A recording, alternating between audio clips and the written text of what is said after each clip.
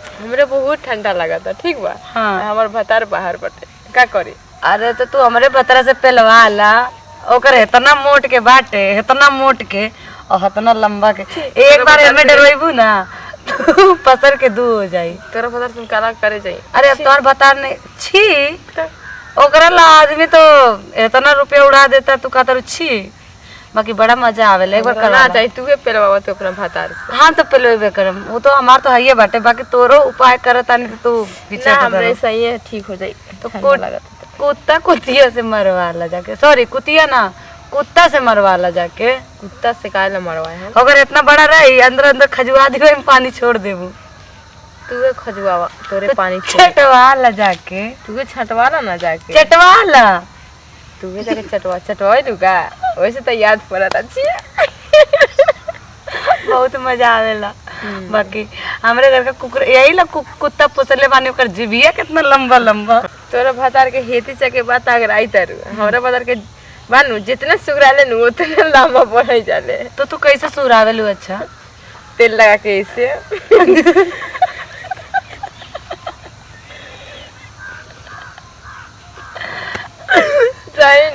आम तेल लगावे के काम ना करीला। एगो कैप्सूल आवेला वो खा लेवेले। का नाम पे बैगरा उहे खा लेवेले, बस हेता बड़ा हो जाला। बाकी बड़ा मजा आवेला। तोरा भतार से बड़के ना होखेला तो। हाँ बताओ। हमारे भतार के बातें कुछ और बाटे। देखा फिर जब तोरा के इतना बाटे तो तोरा के काहे ढंग के पेल के जाएला कि तू तो बाहर बा अभी नु बोलान तब नु आई। तो ठीक बा, जैसे तू अपने आदमी के तोहर भतार बाहर ना जाला। सुनबू हमार बतिया। चला तू आदमी के तो तेल लगा के सोरा देवले, जैसे कुत्ता के सोरा देबू ना तेल लगा के। कुत्ता के तो इतनी पतर होखेला कैसे सुगड़े बुते लगे साला उ तो हंसवे में ना आड़ी। हेंगा करबू एगो अंगुरिया से हेंगा। हां हेंगा करबे। हेंगे कर, हेंगे करके टाइट पकड़ के। तो इतना हो बड़ा ना होई। हाई से होखेला ना, हाई से करके ऐसे से तेल लगा के ऐसे से सोड़म तो हाई से मोटाई, फिर इतना मोटाई, फिर इतना मोटाई, मोटाई की ना मोटाई। तब फिर कुत्ता का लाड़ कभी मोटा लाई। कुत्ता का पोछ में कितने घी लगावे तो टेढ़ के टेढ़े रही साला। तो पूछिए तो तबो ठीक है, पूछिए तो खूब टाइट रहेला। पूछिए मगर तो अगर घुसवा लेबू ना तो ऐसे खड़ा कर दी। तो पूछिए में बाल रहले छिलबे तो उतनी पतर रहता। तो पूछिए के बाल हटा के। अच्छा एगो बात बता ली है। मन करे तो घुसा ले। अच्छा एगो बात बतावा, तू अपने भतार के ऐसे मतलब करेलू कि साफ सुफ करेलू कि ना? साफ सुफ करके करेनी ना गड़ेल तू ना ना। तेरे भतरा के भतरो के साफ रहे। ए हमारे भतार फिर एक नंबर के ऐसे बाटे, मत पूछा। हेते तो रख ली, अगर बाद में जब करे लागे तो गड़त। तोरो तो होई तबे तो गरत होई। हाँ हमरा नहीं खे, हम साफ कर ले बनी। सब कर ले बनी, साफ कर ले बनी। हम एकदम चपाचट रखी ना कि करे तो कुछ बुझाए ना, खाली ऐसे लगा मक्खन मलाई पे मारत। अरे झचक झचक झचक। ठीक है तो बात ठीक बाटे नु।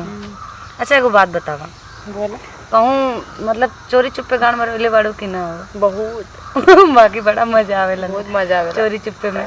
पकड़ा जा तो बस हो गई, छठी के दूध याद है। कहीं चला घर में तो का बढ़िया पेलम, तो बड़ा पेलवावे आइल बाड़ू ना। एक बार हम पकड़ा गई नी, ठीक बा, हमारी अरवर है ले गए हमरा के जंगल में, ठीक बा। बाकी वो कहाँ से आयल रहल मालूम बा? नैहर से। हम ससुराल में बनी मतलब यही जगह आई रहल, तो हम जैसे भेटा गई हमरा के और लेके गई हमरा गाछी में, ठीक बा।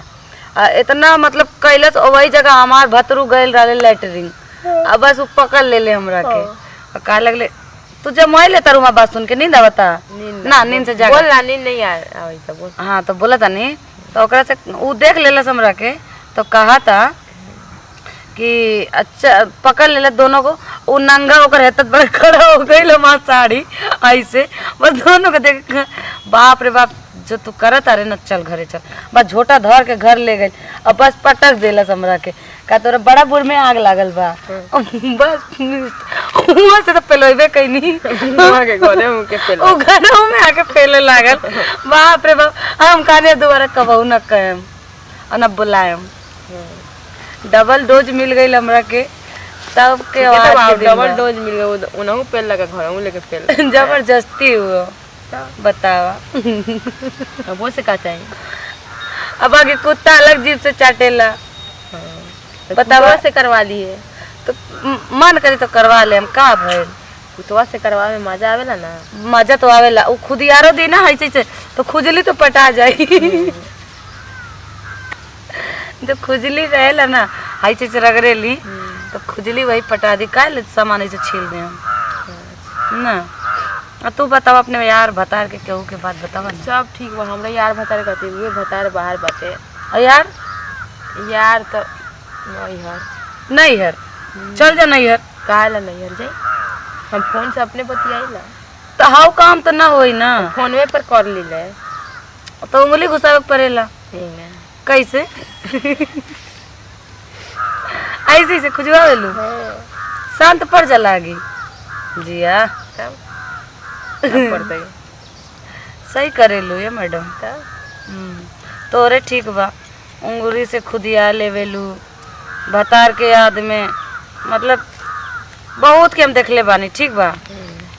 बाकी चढ़ल रहे ऊपर जाके गाछी में एक हमो पकड़ ले बानी खूब मरवावेला बाकी अरे बाकी तोरो इंतजाम कर देती अगर तू कहतू तो हमार भतार बाने नु का तेरा भतार से हम काला करवा छे भतार सुनी तो मार के मुआइए दे तो काहेला के हम बतावे जाता नहीं का तोरे का ना हमरा तोरा भतार के हम अपन इज्जत दे दी इज्जत बुरिया दे दी हमर भतार ना ली जब नैयर में यार के बुरिया देलू तब ना हमरा भतार के बुरिया देबू हाँ दे दे तो तू तो का जलन ना होके के चाहिए हमरा ना होई जलन देबू हाँ दे दे बाकी मोट बानू भसुरे के दे देबू तो का भइल काम चले के चाहिए चाहे ससुर हो चाहे भसुर हो छी एगो बात बतावा बोला जितना तू तो बोलत ना होता था का करी हंसी ना आवेला तो इसे बतिए का तारू एक बात बताओ सुना चाहे ससुर हो चाहे भसुर हो चीज जगह पर जाई ससुरे के देबो ससुर से करवा लो ये बाकी हमारे ससुरो लाइन मारेला हमरा के कबो कबो हाँ एक बार तो हम पानी दे गई नहीं हमारे हाथे पकड़ के चुचिया मिस देलस बाकी हम शर्म के मारा ना बताऊनी ना बताए शर्म के मारे सासू माँ के बताई थी ना तो गजब हो जाता है बाकी यही तो पानी दे जाई ना तो छोटकी बबनी के कहीला काहे से वो पहले का कब चुतरे में हाथ डाल देवेला कब गड़िया में कब बुढ़िया में ऐसे खुद यार देवेला बस ठीक है ना बात ठीक बानू करे के चाहे अब का करें तार ससुर ससुर से कैले बड़े की ना हो हमार ससुर ना करेला तार ससुर भी ठीक बाड़े हमार ससुर ठीक बा उनके लंड बैठल रहेला हमार ससुर कभी बेटी छोड़ के बेटी ना बहू छोड़ के रे ना कर अरे बस राजा तो तार बूढ़ा बाड़ी जो ना तो बात बताए ससुर के तो तू कहा तारू के नहीं के पेलत भसुर से तो पहलवते है वो खूब उगार उगार के हाँ ला आ गइलो ना वही बात पे बाकी लंड से पहलवा लेके ओकरे मुंह से ही बतावा पहले मुंह से लंड से दूर अच्छा कहाँ तक जाए ओकर जीबिया चल ले पुराना तक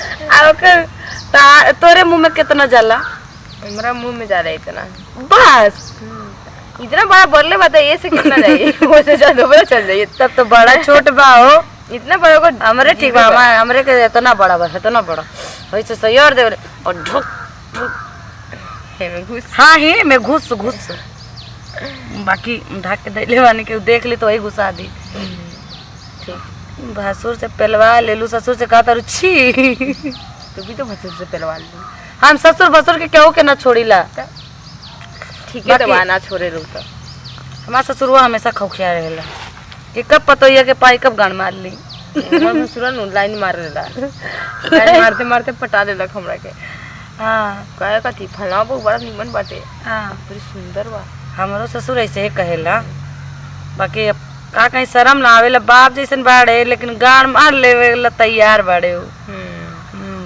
ओकरे गारते मार लेते बोलते का तू सुत हम मारी ले ना एगो पायना ले अब का करी हमरे लगे तो लंड तो बाहर ना पायना से सुन बू तो मन कबू कबू करेला कि ओकरे बेला में घुस दिया घप घप करी आधे जेबे करी तब तक चियार के ओकर मुंह दू हो जाई और गणिया पार्टी जाए तो फिर हो गई बूढ़ पुरानिया बाटे हम सोचिला जाए दा ना अगर पटक के तो हमारे काम।